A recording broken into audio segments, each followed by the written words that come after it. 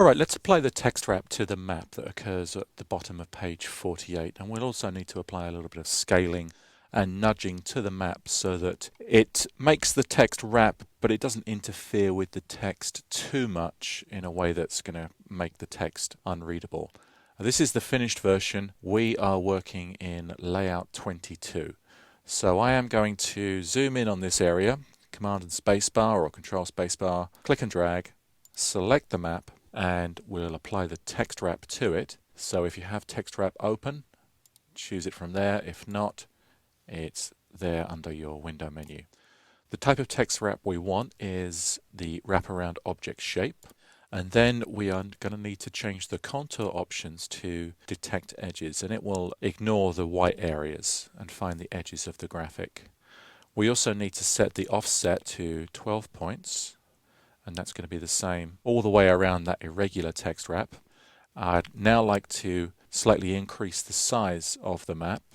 So I have it selected with my selection tool, and I'm going to hold down Command and Spacebar or Control Spacebar and pull up from the top right, and I'm now going to move the map more into the text, and we can see these are the kind of problems that we definitely want to avoid. So I'm going to set the wrap options to wrap only on the right side, and I'm also going to nudge the map over a bit so that it runs well into and perhaps even beyond the white space column that we have to the left of our text column. Let's turn on the guides for a moment.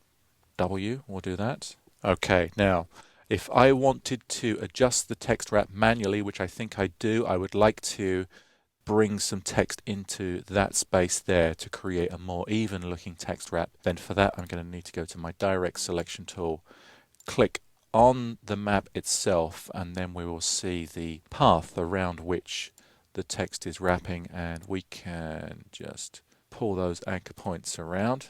I might need to get in larger in order to do that more effectively.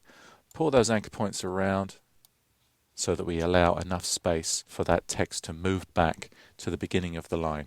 Let's now zoom out on that. Command minus or Control minus. Turn off the guides, W. And I think that looks pretty good. I'm now going to zoom out. There is one other thing that I'd like to do, not related to a text wrap, but since it's on this spread, it's something I've been meaning to fix for a while, and that is that I think this image crosses over a little bit too much. So I'm going to turn on my guides.